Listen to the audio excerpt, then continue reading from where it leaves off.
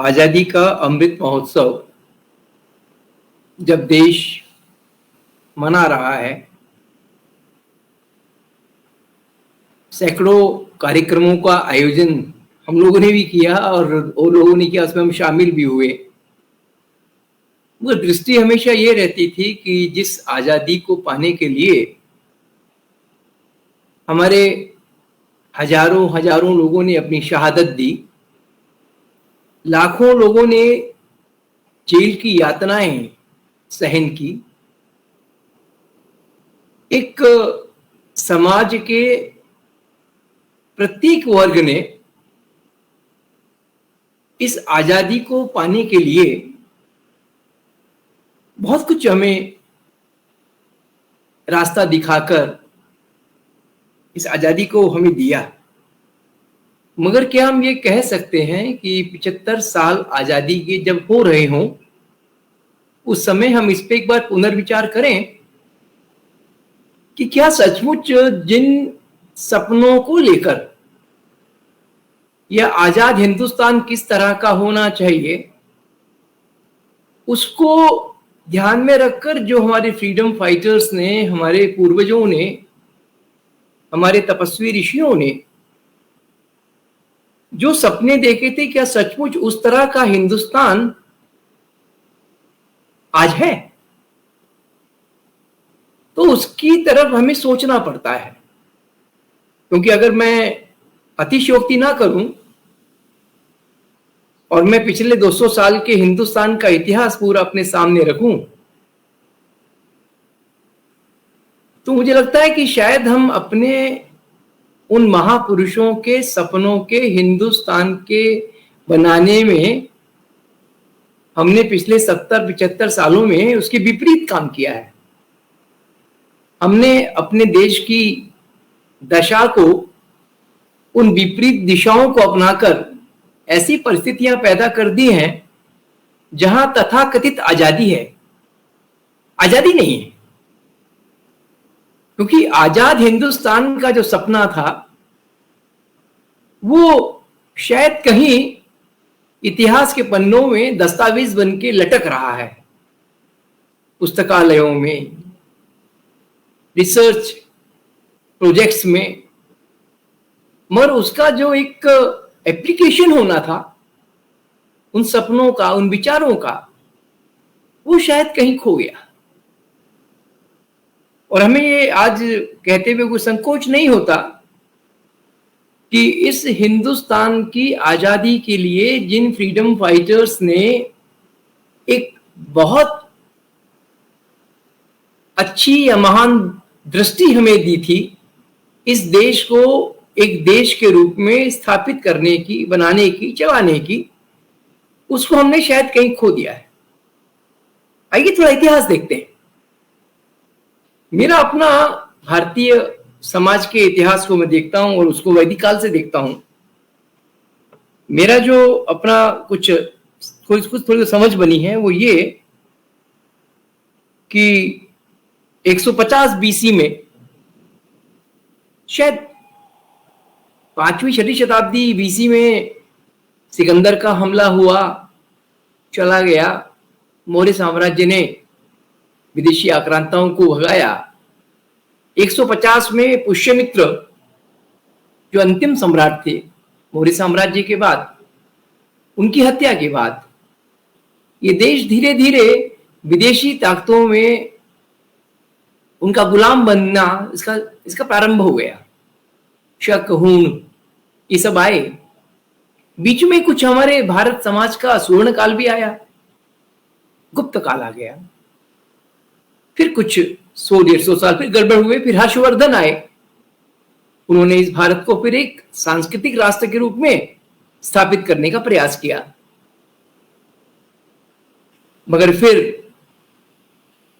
11वीं-12वीं शताब्दी में मुस्लिम आक्रांताओं ने इस देश की जो एक भारतीय परंपराओं में चिंतन, शोध, ज्ञान विज्ञान की परंपराएं थी, उनको रोकते हुए हम गुलामी में बहकर, तो इतना लंबा काल 700 साल, मुस्लिम साम्राज्य का, जिसमें पूरी भारतीय ज्ञान विज्ञान परंपरा क्षत विक्षत हो गई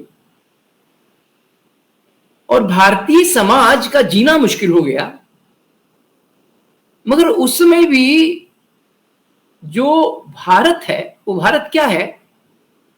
पिछले हजारों लाखों सालों से ये भारत एक सांस्कृतिक सूत्र में बंधा हुआ राष्ट्र रहा। मुस्लिम आक्रांताओं के काल में ये छिन्न भिन्न होने तो लगा, मगर पूरे मध्यकाल के संतों ने, भक्तों ने भारतीय सांस्कृतिक मूल्यों को विभिन्न भारतीय भाषाओं में पिरो करके इस समाज को जागृत रखने का प्रयास किया। 7वीं शताब्दी का समय देखते हैं, समय चला गया, हर्षवर्धन चला गया, भारतीय समाज अपने सांस्कृतिक राष्ट्रवाद को छिन्न भिन्न होता हुआ दिखता है। तो केरल में एक संत पैदा होता है, शंकराचार्य। वो उस पूरे सांस्कृतिक राष्ट्रवाद को और हिंदू समाज जो विभिन्न संप्रदायों में या ये पूजा पद्धति की परंपराओं में शाक्त है, शैव है, वैष्णव है, कापालिक है, पाशुपता वाला है, विभिन्न उन सबको समन्वित करके शंकराचार्य एक पूरे भारतीय सांस्कृतिक परंपरा को समेट के इस समाज को दृष्टि देते हैं जो 200-300 साल तक चलती है। उसी में 10वीं शताब्दी में जाकर रामानुजाचार्य आते हैं और उसके बाद 11वीं, 12वीं, 13वीं शताब्दी में मध्वाचार्य, निम्बार्काचार्य, इन सब आचार्यों ने उस राष्ट्रीय सांस्कृतिक राष्ट्रवाद को जिंदा रखने का प्रयास किया। और फिर 12वीं, 13वीं के बाद रामानंदाचार्य से प्रारंभ हुआ जो एक सांस्कृतिक राष्ट्रवाद की जो दृष्टि थी। वो क्या है सांस्कृतिक राष्ट्रवाद? वो ये है कि ये भारतीय समाज पिछले हजारों लाखों सालों से अपनी वैदिक परंपरा पर आश्रित सामाजिक, राजनीतिक, आर्थिक हर दृष्टि को समेटे हुए ये समाज अपने प्रगति पथ पर चलता रहा। विनोबा जी लिखते हैं कि हिंदुस्तान की सांस्कृतिक एकता का आधार क्या है कि यहां की ग्रामीण जनता अकबर को नहीं जानती, मगर वो कबीर को जानती है। ये भारतीय ज्ञान के लोग या भारतीय समाज की चेतना की चिति को धारण किए वे लोग अकबर को या किसी सम्राट को नहीं देखते। हम अगर शिवाजी को भी देखते हैं तो शिवाजी के साथ हम पहले समर्थ रामदास को देखते हैं। हमारी दृष्टि में शिवाजी बड़ा नहीं है, शिवाजी को बनाने वाला समर्थ रामदास संत है। 700-800 सालों में ये जो संत थे, जैसे आपको उदाहरण के लिए नामदेव महाराष्ट्र का संत है, मगर उसके वचन 16वीं-17वीं शताब्दी में पंजाब के सिखों के गुरु ग्रंथ साहब में शामिल होकर के पंजाब के लोगों में उस सांस्कृतिक मूल्यों की भावना को भरता है। रेनेसा शुरू होता है, राजा राममोहन राय से शुरू होता है। राजा राममोहन राय जो है अपने रेनेसा के पुनर्जागरण के काल को उपनिषदों को आधार बना के करते हैं। पूरे 100-150 साल तक जो बंगाल में पुनर्जागरण का काम चला, उस पूरे के अंदर चाहे वो देवनाथ ठाकुर हुए, चाहे रविन्द्रनाथ ठाकुर हुए, चाहे स्वामी विवेकानंद हुए, इन लोगों ने उसी सांस्कृतिक मूल्यों की जो दिव्य उपनिषदों की दृष्टि थी उसको आधार बना करके राष्ट्रीय समाज में संचेतना के स्वरों को जगाया। हम आगे चलते हैं, बंकिम चंद्र चटर्जी आते हैं। हमको बंकिम चंद्र चटर्जी का वंदे मातरम तो याद रहता है, मगर वही बंकिम चंद्र चटर्जी जब भगवान कृष्ण के चरित्र को आधार बना के बांग्ला में एक अद्भुत रचना लिखते हैं जो पूरे भारतीय राष्ट्रीय सांस्कृतिक राष्ट्रवाद के एक पैगंबर के रूप में, एक मैसेंजर के रूप में वो कृष्ण के चरित्र को चिन्हित करके अपने बंगाल के उस रेनेसा और स्वतंत्रता आंदोलन के बीच की जो कड़ी है वो है बंकिम चंद्र चटर्जी का कृष्ण चरित्र। थोड़ा और आगे चलते हैं, हमारे सामने तिलक आते हैं।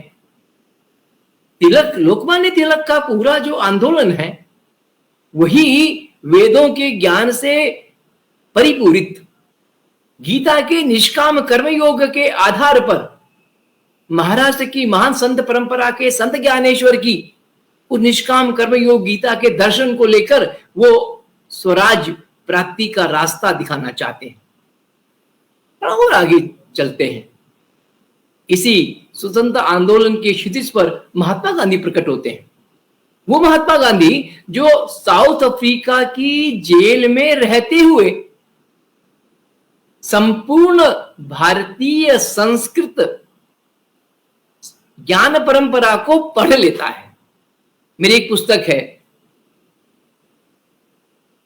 नवजागरण और स्वतंत्रता आंदोलन में उपनिषदों की भूमिका। उसमें मैंने ये जब बहुत रिसर्च करके मैंने कुछ अपने आर्टिकल्स तैयार करके किताब तैयार की तो मुझे आश्चर्य हुआ कि गांधी जी ने अपने साउथ अफ्रीका के जेल के समय को वेदों को, उपनिषदों को और भारतीय ऋषियों की चिंतन परंपरा को पढ़ने में उनके, क्योंकि उनकी जो डायरी है जेल की, सब लिखा हुआ है। और उसके बाद वो व्यक्ति भारत में प्रकट होता है। 20-21 साल साउथ अफ्रीका में अपने मानव समाज को एक नवीन सत्याग्रह की दृष्टि, एक नवीन भारतीय ज्ञान परंपरा पर आधारित जो सांस्कृतिक राष्ट्रवाद है उसको लेकर गांधी भारत में प्रवेश करते हैं। अपनी पहली पुस्तक हिंद स्वराज में क्या लिखते हैं गांधी जी? गांधी जी लिखते हैं अपनी भूमिका में कि पश्चिमी सभ्यता को अपनाकर भारतीय समाज अपनी अवनति करेगा, क्योंकि पाश्चात्य सभ्यता जो है वो शैतानी सभ्यता है और जो भारतीय सभ्यता संस्कृति है वो बेशक आज हजारों साल की गुलामी के बाद भी बहुत नीचे गिर रही है, उसके बाद भी दुनिया को देने के लिए उसके पास बहुत कुछ है। यहां से गांधी अपने भारतीय सांस्कृतिक राष्ट्रवाद की भूमिका को समझकर अपने विचारों को प्रकट करते हैं। और थोड़ा गांधी को आगे चल के देखते हैं। गांधी जब मेरे सपनों की भारत, उनकी जो किताब निबंधों में संकलित है, उसमें गांधी लिखते हैं कि मैं जिस स्वराज की बात करता हूं, ये स्वराज शब्द मेरा नहीं है। ये ऋग्वेद के मंत्र में जो स्वराज शब्द का प्रयोग जिस अर्थ में किया गया है, मैं उस स्वराज की बात करता हूं और उसी स्वराज को मैं राम राज्य के रूप में कहता हूं। मगर पिछले 70 सालों में जो जिस तरह की अकादमिक, मैं क्षमा चाहूंगा पीवीसी साहब से, मैं थोड़ा बहुत कड़वा बोलने वाला व्यक्ति हूं, क्योंकि वेदना से हमेशा मैं बहुत दुखी रहता हूं, इसलिए मैं कुछ अपशब्द प्रयोग कर लेता हूं। अकादमिक जगत की राष्ट्रद्रोह की नीचता हम पिछले 70 सालों में पाते हैं। पिछले 70 सालों में हम उससे पहले नहीं है, आजादी से पहले नहीं है। सुब्रमण्यम भारती का पूरा साहित्यिक दर्शन इस राष्ट्र को एक राष्ट्र मान करके, एक सांस्कृतिक राष्ट्र के रूप में कल्पना करके, ऐसा कोई भी साहित्यकार नहीं है उस समय का, आजादी की लड़ाई के समय का, चाहे वो उत्कल बंधु हो, चाहे असम के गोपीनाथ बरदोलई हो, चाहे वो तमिल के हो, चाहे कन्नड़ के हो, चाहे उर्दू के हो, चाहे हिंदी के हो, किसी भी, क्योंकि आजादी के आंदोलन में इन साहित्यकारों ने, इन कवियों ने, इन लेखकों ने संपूर्ण भारतीय समाज को आजादी की लड़ाई में शामिल करने में बहुत बड़ी भूमिका निभाई थी। और उन सबके स्वर इस राष्ट्र को एक राष्ट्र का के रूप में, एक सांस्कृतिक, एक वाक्य हम प्रयोग करते हैं बड़ी मूर्खतावश, अरे भारत में अनेकता में एकता है। बड़ा ताज्जुब होता है कि आपको ये अमेरिकन फ्रेज लेकर भारत में अप्लाई करने की जरूरत क्या पड़ गई? भारत में अनेकता नहीं है। मैंने आसाम की आदिवासी भाषाओं पे, साहित्य पे काम किया। उसमें मैंने एक बोडो भाषा को अपने लिए चुना और मैंने वहां के लोकगीतों को, आदिवासी भाषाओं के, कई भाषाओं के लोक साहित्य को लेकर मैंने हिंदी में अनुवाद करके समाज के सामने प्रस्तुत किया और ये स्थापित करने का प्रयास किया कि कोई भी भारतीय आदिवासी समाज जो है वो भारतीय सांस्कृतिक मुख्य धारा से अलग नहीं है। वो कारण क्या है, भारत में एक संस्कृति है, वैदिक संस्कृति है, वेद मूल संस्कृति है, और वो जो वेद मूल संस्कृति है उसी का भारत के विभिन्न भागों में विविधता है, अनेकता नहीं है। वो उस मूल वैदिक भारतीय सांस्कृतिक परंपरा का एक विशिष्ट रूप, उदाहरण के लिए हम लोग विवाह संस्कार करते हैं। कम से कम मेरे ख्याल है मैंने भारत का ऐसा कोई कोना नहीं देखा, क्योंकि डीयू में पढ़ाने का फायदा यही होता है कि डीयू में 40 साल आप पढ़ाए तो सारे मित्र पूरे देश के लोग आ जाते हैं, बिहार के भी होते हैं, उड़ीसा के भी, साउथ के सब लोग, पंजाब के, वहां के। मैंने हजारों शादियां शामिल हुआ हूं मैं। विवाह पद्धति अगर मलयालम क्षेत्र में, केरल में हो रही है, वहां पर उस वैदिक संस्कार का एक क्षेत्रीय विशिष्ट स्वरूप देखने को मिलता है, मगर वो मूल वैदिक संस्कार से अलग नहीं है। नामकरण संस्कार जो है पूरे देश में जो है लोकल, क्षेत्रीय जो उसका वैशिष्ट्य है उसको लेकर वो जीवित रूप में आपको दिखाई देता है। इसलिए अनेकता में एकता नहीं है हिंदुस्तान में, यहां पर मूल सांस्कृतिक एकता का वैविध्य है, विशिष्ट रूप है जो अपने क्षेत्र और काल के अनुसार अपने विशिष्ट रूप को प्रकट करके उसका व्यवहार भी उपयोग करती है। हमारे यहां तो इस सांस्कृतिक राष्ट्रवाद हमारे यहां है शुरू से। इसका प्रमाण यह है कि चाहे वो शंकराचार्य हुए, चाहे रामानंदाचार्य हुए, चाहे हमारे हठ संप्रदाय के, योगी संप्रदाय के लोग हुए, चाहे हमारे यहाँ शाक्त पीठ हुए, चाहे शैव तीर्थ हुए, देश के कोने कोने में उन सब ने अपने आप को व्यापक करके पूरे भारतीय समाज को जोड़ने का काम किया है। अगर कोई वैष्णव है तो वैष्णव जितना बद्रीनाथ को पवित्र मानता है उतना ही द्वारकाधीश को मानता है, उतना ही जो है वो तिरुपति को भी मानता है। अगर हमारे यहाँ शाक्त है तो शाक्त जितना असम के देवी के मंदिर को मानता है उतना ही हिमाचल की नैना देवी को भी मानता है। हमारे यहाँ जो सांस्कृतिक, धार्मिक या सामाजिक जो हमारी संरचना है वो पूरी तरह से इस देश को एक रखने वाली, एक सूत्र में बांधने वाली और साथ में आगे बढ़ने वाली। मगर पिछले 70 सालों में अकादमिक जगत ने जो राष्ट्रद्रोह किया, एक विषय उठा लिया। आर्कियोलॉजी का मैं स्टूडेंट हूं, आर्कियोलॉजी के बेस पे जो साक्ष्य हैं वो कुछ और सजेस्ट करते हैं।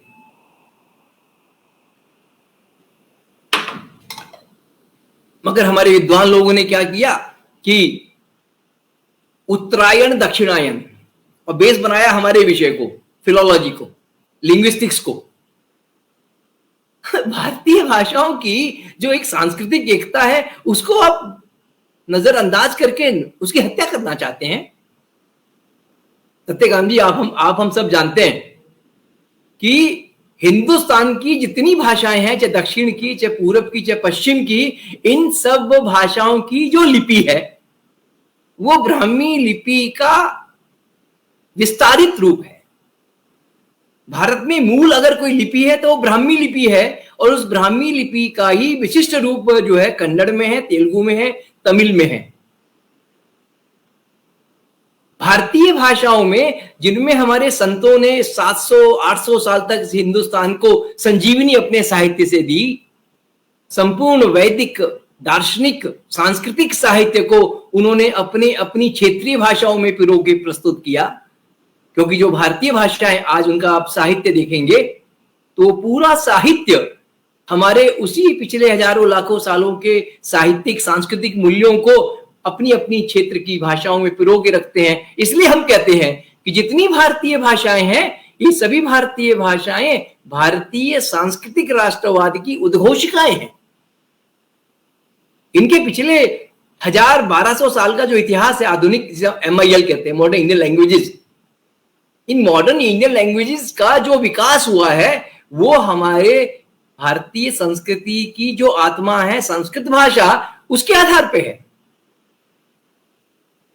इस संस्कृत भाषा ने दो तरह से इन भारतीय भाषाओं को संजीवन प्रदान किया। एक, संस्कृत व्याकरण के या संस्कृत भाषा के अंदर जो धातुओं से विभिन्न टेक्नोलॉजिकल टर्म्स को बनाने की योग्यता है, तद्धित प्रत्यय, कृदंत प्रत्यय, अलग अलग भाव अर्थों में अलग शब्द बनाने की टेक्निकल टर्म्स जितनी भारतीय भाषाओं को चाहिए थी, उन सब ने अपने अपने व्याकरण को, अपने अपने भाषा के शब्दकोश को संस्कृत के माध्यम से खड़ा किया।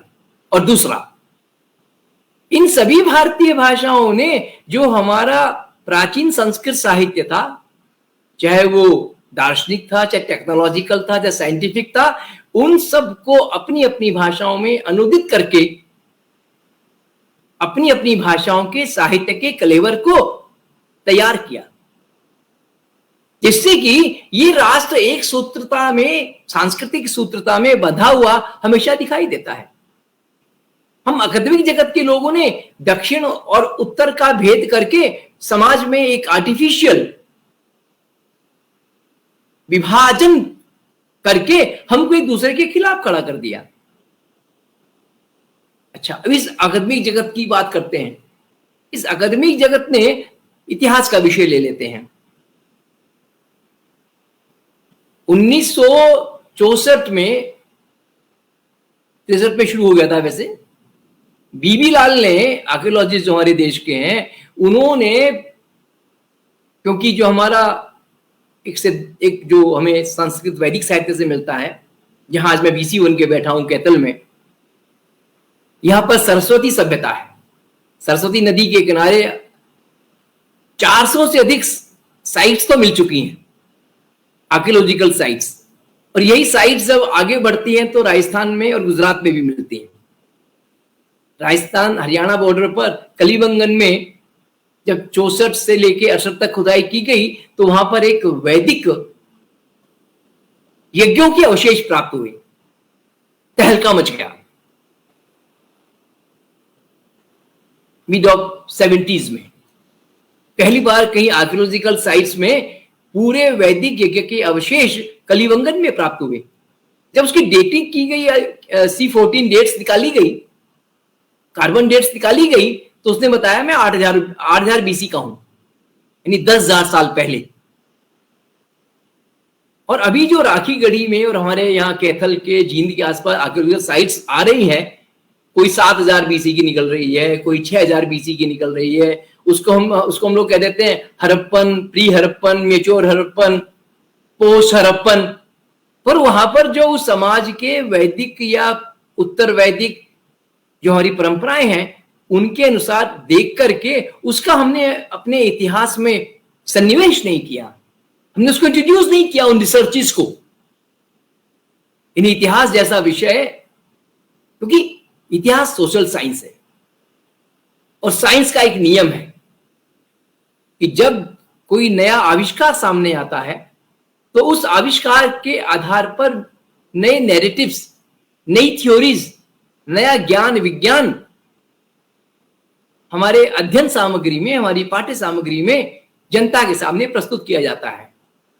मगर दुर्भाग्य इस हिंदुस्तान का उन तथा कथित प्रगतिशील और लिबरल सिबरल, क्या क्या शब्द उनके लिए यूज करते हैं, उन सोशल साइंटिस्ट लोगों ने इस हिंदुस्तान के सांस्कृतिक एक सूत्रता को नष्ट करने के लिए उन विदेशी आक्रांताओं की तरह हमारे इस अकादमिक जगत से भारतीय समाज को नवाचार और नई नई दृष्टि वाली जो एक ज्ञान दृष्टि देनी थी, उसको नहीं प्रस्तुत किया। आपको अंत में एक विषय और बस बता के मैं अपनी बात कहना चाहूंगा। जब भारत का संविधान बन रहा था, उस समय देश में दंगे शुरू हो गए थे। गांधी जी व्यस्त हो गए थे अपने हिंदू मुस्लिम दंगों को शांत करने में। मगर जब संविधान सभा का निर्माण हो रहा था, उससे पहले गांधी जी की इच्छा थी कि भारतीय समाज पिछले हजारों लाखों सालों से अपने राजनीतिक सिद्धांतों के आधार पर इस समाज को चलाता आ रहा है। चाहे वो वैदिक साहित्य में मिलता हो, चाहे कौटिल्य के अर्थशास्त्र में मिलता हो, चाहे हमारे स्मृति साहित्य में मिलता हो, उन सब तत्वों को लेके भारतीय संविधान की निर्मिति करनी चाहिए। मगर उस समय जो 2% अंग्रेजी पढ़े लिखे लोग, पाश्चात्य सभ्यता, पाश्चात्य विचारों के अंदर अंधे हुए लोग, जिनको भारतीयता का, भारतीय सांस्कृतिक मूल्यों का अवबोध शायद नहीं था, वो आक्रांत थे। जैसे आज हम आक्रांत हैं, विदेशी ज्ञान विज्ञान के पीछे पागल हुए घूमते हैं। उस समय गांधी जी के साथी थे श्रीमन नारायण अग्रवाल, और श्रीमन नारायण जी ने उस समय गांधी जी के विचारों का संविधान कैसा भारतीय परंपराओं के अनुसार बनना चाहिए, जबकि हमारे उस समय के जो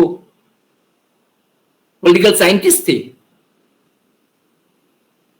जायसवाल, वो 1921 में और 32 में हिंदू पॉलिटी करके पुस्तक लिख चुके थे। और उसके बाद तो कई बंगाली ऑथर्स ने भी हिंदू पॉलिटिकल थ्योरीज जो इंडियन है उसको लेके उन्होंने बहुत रिसर्च करके समाज के सामने प्रस्तुत कर दिया था, जिनको हम भारतीय परंपराओं के अनुकूल भारतीय समाज को चिन्हित करके उनके कल्याण के मार्ग को दिखाने के लिए हम उन मूल्यों को ले सकते थे। मगर हमारे उस समय के जो के मुंशी लिखते हैं, जो संविधान सभा के अंदर थे, कि ये 2%, क्योंकि उस समय 98% पॉपुलेशन अंग्रेजी से दूर थी, केवल 2% उस समय जनता जो थी, बड़े जाति के लोग, तथाकथित संभ्रांत लोग, अमीर लोग जो अंग्रेजी शिक्षा को पा चुके थे, वो 2% थे, जो आज पिछले 70 सालों में अब वो 5% हो गए हैं। और ये 2% और 5% जो लोग हैं, ये पूरी तरह से पश्चिम सभ्यता, पश्चिमी ज्ञान विज्ञान की परंपरा, उससे आक्रांत होकर उसके पीछे पागल हुए घूम रहे हैं।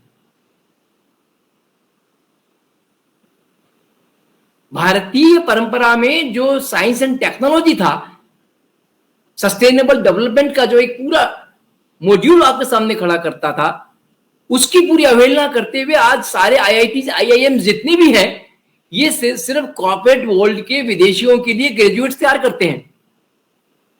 अगर आपने भारतीय दृष्टि से संपन्न जो समाज वैज्ञानिक या तकनीकी ज्ञान की चीजों को आपने अगर अपनी शिक्षा व्यवस्था में प्रवेश दिया होता, तो वो ग्रेजुएट्स भारतीय समाज के आर्थिक सामाजिक उद्धार में अपना योगदान देते। मगर 99% जो ग्रेजुएट्स इन एलिफेंट्स, बड़े बड़े जो इंस्टीट्यूट्स बने हुए हैं, यहां से लोग निकल रहे हैं, इनका एक ही, और हम सबका एक ही पर्पस रहता है, अपने विश्वविद्यालय का अगर हमें स्टैंडर्ड दिखाना है तो कितने लाख का पैकेज लेकर मेरे यहां से ग्रेजुएट नौकरी पाया है, बस हमें उससे अपने आप को संतुष्ट कर लेना पड़ता है। तो कभी हम ये नहीं सोचते कि इस देश को एक सूत्रता में बांधने वाले, इस अपने ज्ञान विज्ञान से अपनी गरीब जनता का उद्धार करने वाला स्नातक हम क्या तैयार कर पा रहे हैं। तो मुझे लगता है कि जब तक हम इस भारतीय सांस्कृतिक एक सूत्रता के जो तत्व हैं, जब तक उनको हम भारतीय समाज में नई पीढ़ियों को नहीं देंगे, तब तक ये संभव नहीं है कि यह देश, आप कहते हैं विश्व गुरु बनेगा, क्योंकि विश्व गुरु वही बन सकता है जो सामाजिक, आर्थिक, राजनीतिक तीनों दृष्टियों से संपन्न होता है। भूखा पेट ईश्वर का नाम करके संत नहीं बन सकता। आपको उसका आर्थिक विकास समाज का करना ही पड़ेगा।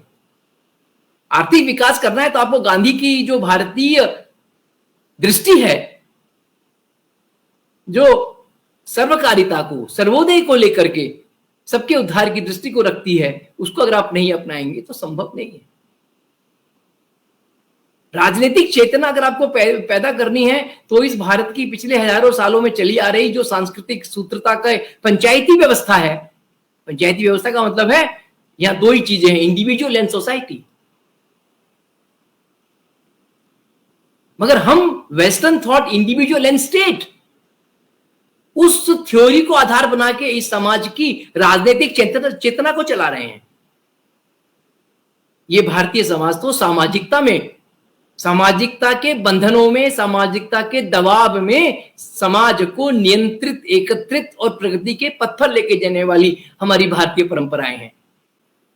बुद्धिमान व्यक्ति है, जो विद्वान है, जो राष्ट्र को अपनी मां मानकर उसको प्रेम करता है, वो 70 साल की इन गलतियों को छोड़कर अब हम नए ऐसे नैरेटिव्स क्रिएट करें जो अंधविश्वास की बात नहीं कर सकते हम लोग, क्योंकि आज की जनरेशन उसी तथ्य को स्वीकार करती है जिसके जो वैज्ञानिक दृष्टि से परिपुष्ट होता है, जो तथ्यात्मक तथ्यांकन मांगता है, जो गवेषणात्मक दृष्टि से संपन्न विचार को लाने पर, नैरेटिव को लाने पर पीछे भागता है। और मैं निराश बिल्कुल नहीं हूं। आज भी मैं देखता हूं कि हमारे मित्र श्री श्री रविशंकर महाराज जो हैं, उनके साथ आज हिंदुस्तान का जितना जितना टेक्नोक्रेट, मेरी बेटी भी उसमें शामिल है, सारे ये टेक्नोक्रेट जो हैं अंग्रेजी के माध्यम से ही सही, मगर वो भारतीय सांस्कृतिक एक सूत्रता के पीछे काम करते हैं वो लोग, क्योंकि उनको एक हंसाने वाला, मुस्कुराहट देने वाला संत बीच में आ गया है। तो इस तरह के बहुत हम लोगों के चरित्र हैं। इन शब्दों के साथ नमस्कार।